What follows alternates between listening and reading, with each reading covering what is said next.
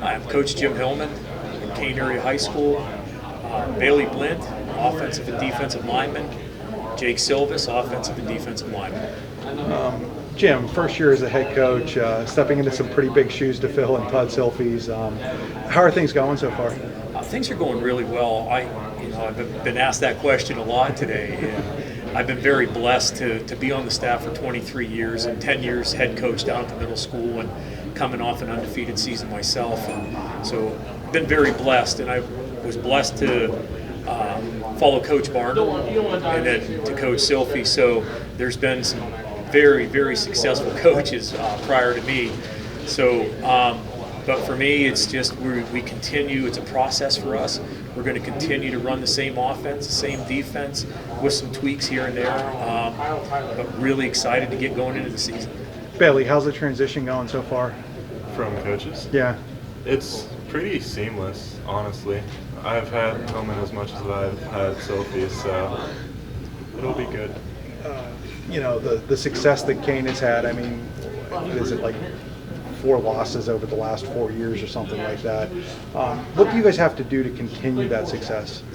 Well, since the day I got hired, getting with these guys immediately, being in the weight room, being together, taking care of each other, treating each other like family. Those young guys coming up, which our underclassmen have come up, our upperclassmen have embraced them, showed them the way. That's everybody says, well, that's a core group that you lost. That is just tremendous.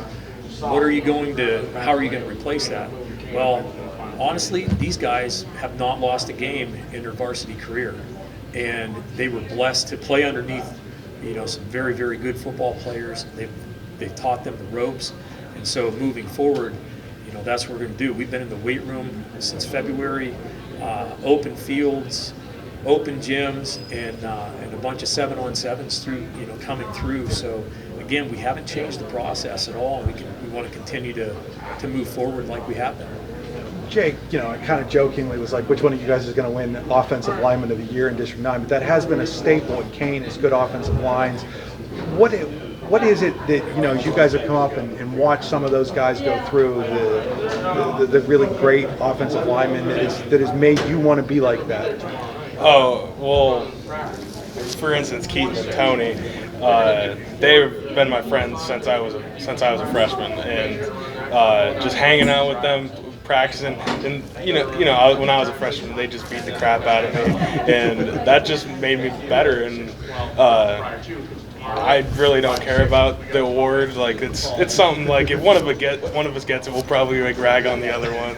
But if one of us gets it, that'd be cool. But I just want to have a successful season and with my brothers and my senior class and go out with the bang. You guys have to replace some skill guys. You lost your quarterback, you lost your running back. You lose Ray Mays, who seemed like he was there for a century. Right. What's it going to take to replace some of those skill guys? That's a tough question. A lot of hard work. Again, the kids that are coming up behind Ray and behind that core group, that entire backfield, these kids have been mentored by those guys. So they know what it takes to be good and to carry on tradition. They've stepped up to the plate. They've been in the weight room. We've been throwing since February in the gym, doing all those things that it takes to improve ourselves. And championships are won in the off season, and they've accepted that challenge, and we've really been working hard, since winter. Want to touch a little bit on the co-op with East Forest. You talked about Anthony Smith, and he was the lineman of the year last year, and I know you have Aiden Quinn and a couple of other guys that are there this year. It's not necessarily big in numbers, but how important has that been to the success of Kane? It's been huge. I mean, you drop a name like Anthony Smith, Shane Cotterman. It's another great one that's come up through. Another great lineman from down there, Aiden.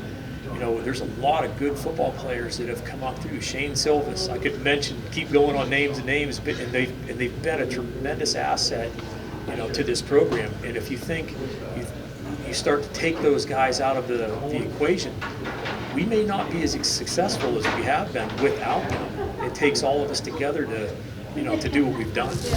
Should we expect the same types of things offensively and defensively from the Wolves?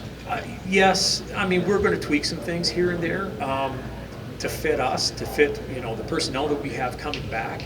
But this, since Coach Barner had taken over, the 4-3, the spread offense, and the 4-3 has been a staple to what we do.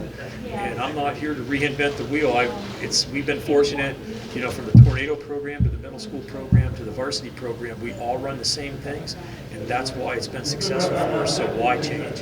When you guys look at the new league, some teams that you've seen, whether it be in the championship games like Clarion and Karn City, there's some teams that you're familiar with already in Ridgeway and Bradford. You excited about what the competition that you're going to face every week? Extremely, extremely excited.